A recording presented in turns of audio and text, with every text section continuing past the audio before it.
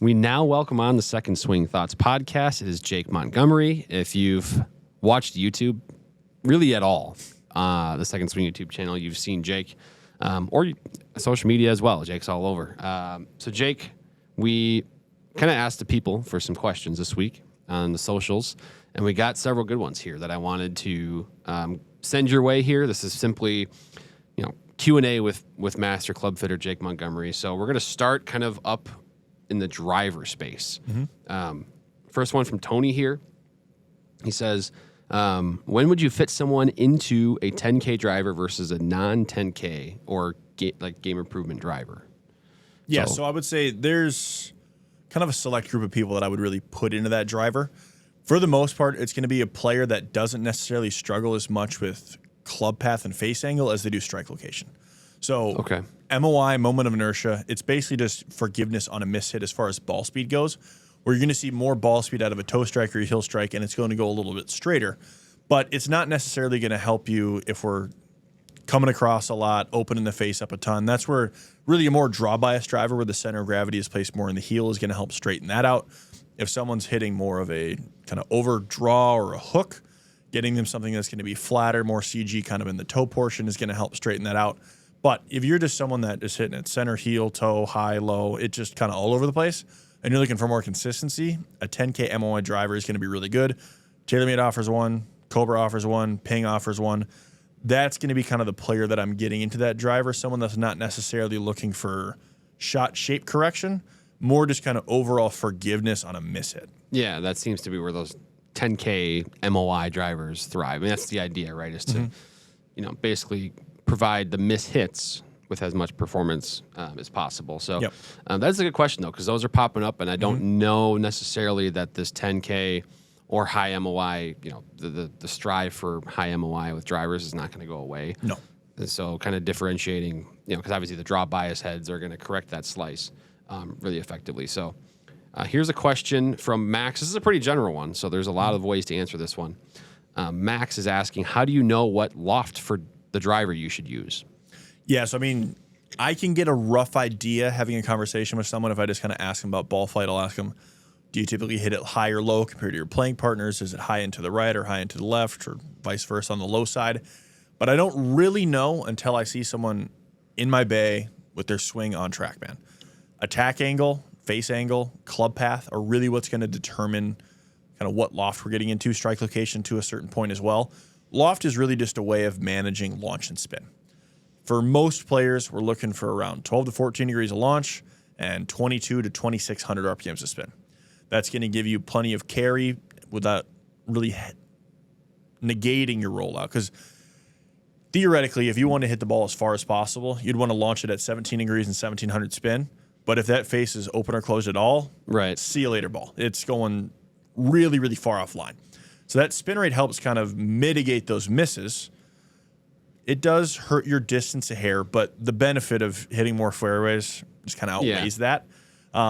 Again, just it's tough to say exactly what loft someone should play unless I kind of see what their attack angle is, where they're hitting it on the face, that type of thing. That's where I'd really just say come into a Second Swing store. Even if it's just 2 minutes in a demo bay, I can tell someone pretty quickly what loft and flex they're going to need to get into. We also have a great online fitting team that can kind of work through that question as well. But that's one that there's no general rule necessarily. It's kind of more of a trial by trial basis. Sure.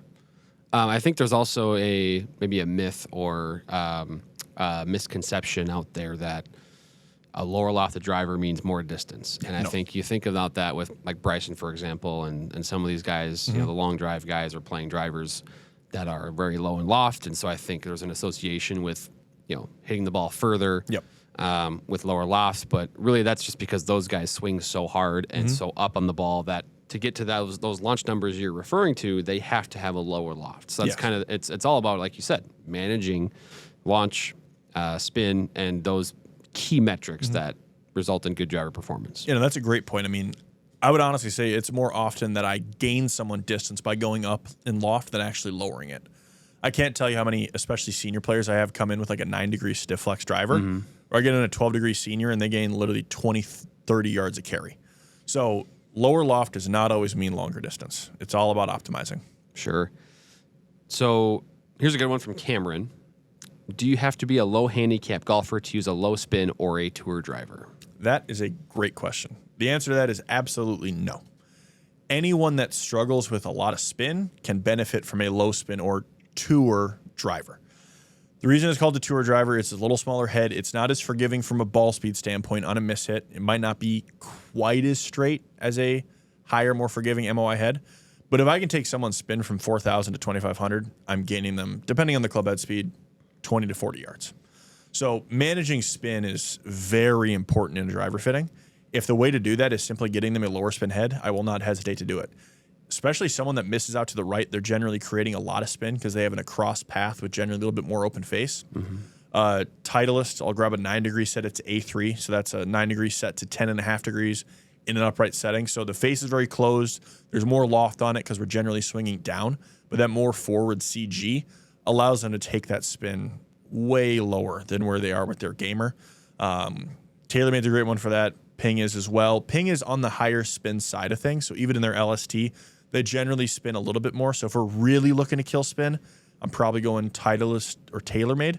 Callaway makes a great one too, especially their kind of unicorn driver, the Triple Diamond Tour Draw. It's a draw bias low spin driver. It is not something that really any other manufacturer makes. I wish that they would because it's fantastic for the right player. But to kind of get back to the starting question, you do not need to be a low handicap to play a tour model. It just needs to be set up for you. Yeah, and I think, again, there's a lot of golfers out there. I think especially now as the game has grown the last several years, you're getting a lot of, athletic, maybe younger folks that are picking up golf maybe earlier than a lot of people used to. And the result of that is a lot of, very athletic, higher swing speed players, but maybe not necessarily controlling it or maybe generating a lot of spin with their natural motion. Maybe it's baseball players picking up golf, and they see this kind of high slice, low spin driver, really good for those players. So kind of the last one that's really focused on off the tee. This is from John asking, what's your favorite mini driver if you're looking for a full driver replacement off the tee? Yeah, so I would say the Callaway Elite Mini is probably the best option if you're looking to replace your driver completely. It's the biggest head size of any of the models. I can also set it in an upright or draw position without changing the loft. Most players that are going from a standard length driver to a mini, someone that struggles with a slice or just really leaving the face open, shorter shafts are easier to turn over, close the face, so it's going to help with that slice there. And then just the bigger overall driver head size is still going to offer the most forgiveness. Mini drivers are not more forgiving than a standard size driver. In fact, I would say they're less forgiving just from a pure head standpoint. The reason that players sometimes can hit them better, hit them straighter, a shorter shaft is easier to control, so they're finding the middle more often. But on a miss hit, they're not inherently more forgiving than a standard driver. But if you're looking to replace your driver completely, you're looking for something that's shorter, again, something that's easier to control, hit more fairways, that Elite Mini is really good. Yeah, and a lot of times, too, you talked about the player that might not be the fastest in swing speed. Sometimes the added loft of these mini drivers can actually help them gain more distance. Absolutely. With that. So, okay, now transitioning kind of probably just to more general fitting questions that can really be applicable to, throughout multiple facets of the bag. This is Gene asking, what time of the year should I get fit? Yes, I would say that's a great question.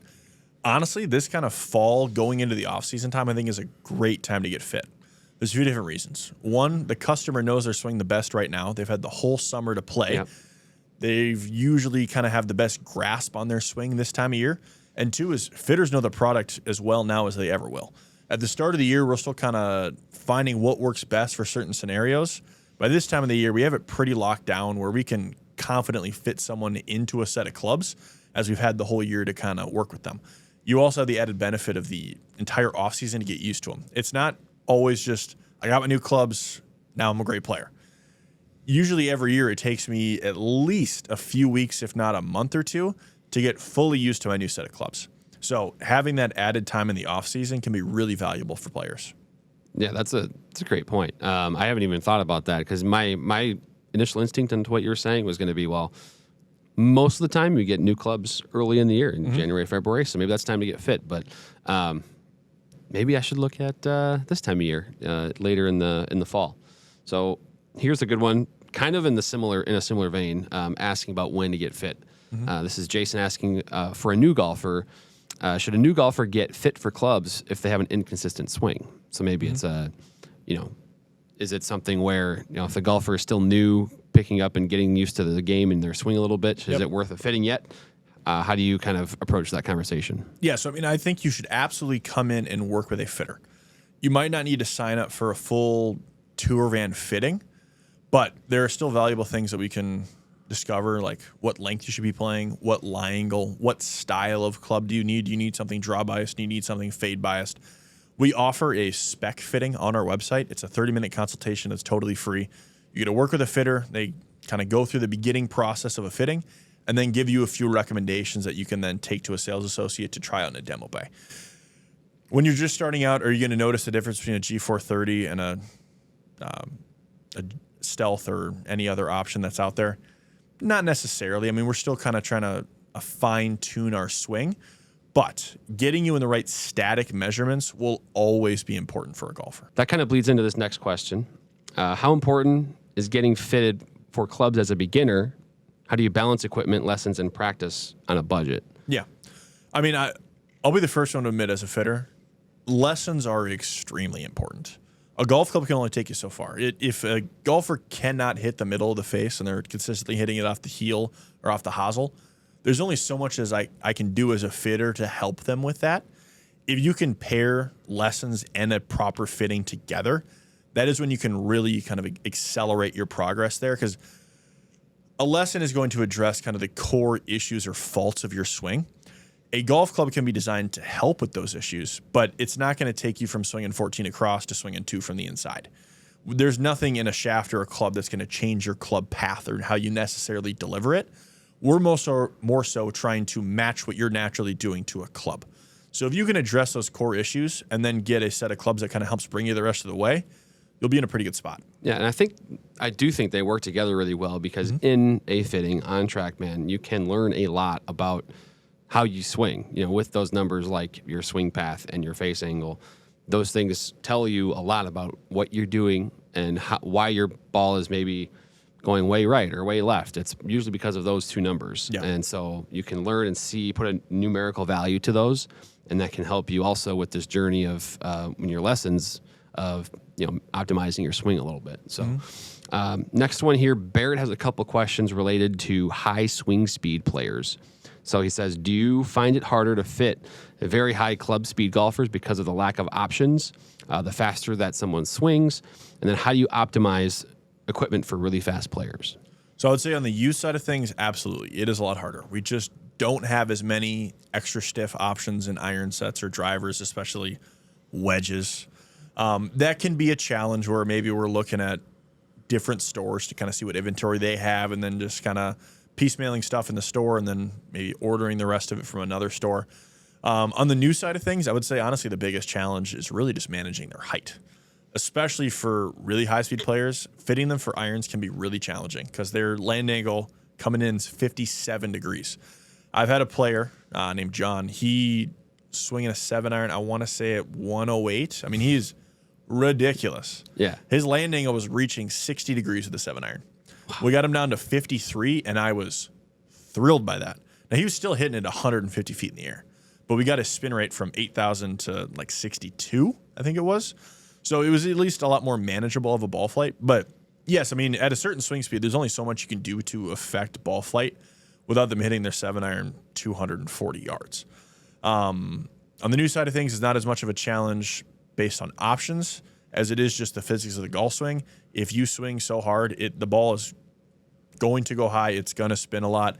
If your face is slightly open or closed, it's going to miss by a wide margin. Yeah. That's just kind of the reality of physics, right? It's a blessing and a curse. The faster you swing, the farther you can hit it, but also the tougher it is to keep control of that golf ball. So here's a couple actually from Jake. How do you fit for grip size on that one? And then the next question here, kind of not super related, but I wanted to pose it to you anyway. Looking for a lob wedge for South Florida conditions, primarily around the green. So curious about the conditions down there. Also asked about grip size. Yeah, so for the first one, the first thing I'll do is I'll just kind of hand someone some grips and just ask them, how do these feel in your hand? Because that's what matters at the end of the day. We have a chart from Ping that we kind of measure their palm size and then their longest finger, and that gives a recommendation. But, I've had guys with big hands that prefer standard size grips. I have guys with small hands that prefer jumbos. At the end of the day, you want to just play what works best for you. What I'll do in some scenarios is I'll run over to our store and I'll grab a couple different options. I'll try and find a 7-iron that's as similar as possible with different grip sizes on there. Just let them hit it and just kind of see what's comfortable. Because at the end of the day, comfortability is what matters the most for grips. And then as far as South Florida conditions, honestly, I haven't played a lot of golf in South Florida. I'm not 100% sure what kind of conditions that they're playing in. But for a general rule of thumb, if you're playing in a softer, more kind of spongy material, you want something with a wide sole with a bit more bounce on there because it's going to help prevent that kind of chili dip or get really underneath the golf ball. If you're playing hard pan like Texas or Dallas or Scottsdale, for example, you're going to want something that's got a little bit more of a narrow sole, low bounce, something you can really get under the ball with ease. Yeah, it really is dependent on exactly how firm or soft the conditions are. I mean, even just in Minnesota, depending on the course you're playing, it can vary completely. Yes. I mean, Pioneer Creek to the Refuge up here, if you're a Minnesota golfer, you know those two courses. Pioneer Creek in the summer can be really hard and burnt out, and the Refuge is always pretty marshy just based on the land that it's on. So, I mean, even just based upon where you play most of your golf, that can affect what grind and bounce that you're going to get into. Sure. So last couple here are pretty basic ones, but I think there's still some key fitting principles that are involved here. So from Joe asking, can you adjust a club flat or upright to get more center contact hits? Yes, that is a great question, Joe. There are definitely some things you can do with lie angle to change strike location. Typically, if a player is hitting it out of the heel, they're usually pretty upright, where the toe is kind of getting down into the ground, which is causing the portion of the club that's actually making contact to be in the heel. So I'd bend that a little bit more upright. And then if a player is typically hitting it more toe side, flattening it out can help with that. I would say heel strikers are a little bit easier to address there. Toe strikes aren't as tied to lie angle, but just making sure that the club is even at impact can make a huge benefit when it comes to just strike location in general. It can be tricky to balance sometimes. Let's say, for example, like for myself, I deliver it very upright, but my miss is left. If I go upright, I'm going to hit it more left, but if I leave it where it is, I'm not going to make as clean contact. I have kind of found that for myself and other golfers too, matching lie angle is what is most important because you want to make sure you're making crisp contact. I can always change my swing, change my face angle a little bit to kind of counteract that. I might hit a couple more pulls around, but as long as my golf ball is landing pin high rather than way short of the green, generally you're going to be in better position. Yeah, that's a key component of this whole thing too, is like the misses, how do you manage those and how club fitting can impact that? So last question here, again, another basic one, but I think there's more to it than meets the eye. How do you know if someone should be a regular flex or a stiff flex? I mean, the easy answer is just swing speed. Yeah. But there's a lot that goes into that. I mean, there are people that might traditionally fit into a regular flex that are extremely aggressive in their transition, where they might not be swinging out of their shoes, but from here to here is really, really quick, and they're putting a lot of load into that shaft, where we might need to go into a stiff flex or at least a heavier weight to help manage that transition. Or you have someone like myself where I don't really go after it too hard. I'm pretty smooth, where I play about as light of an extra stiff as there is. I mean, I really could play a low spin profile in a stiff flex shaft if I wanted to, swinging at about like 108, 110 miles an hour. That's another question where like for the most part, you can go kind of by the book where if you're swinging a driver at 90 to 100 miles an hour, you're going to be in a stiff flex and be fine. But if you can come in and get dialed in with a fitter, we can really look at how you're delivering that shaft, and that will really determine what flex we're ending up in. Yeah, there's kind of the guidelines and swing speed, right? That, on a basic level, you can send someone that way, but you might realize in a detailed club fitting, a tour band fitting, that actually, the stiff flex is not right for you. You actually need an extra stiff because of your transition. But so this has been good. We kind of bounced all around here. Yeah, we got a lot of questions answered from you, the viewer and listener. But Jake, this is fantastic. Thanks for giving the people all the insight they were looking for. Yeah, no problem. Happy to help.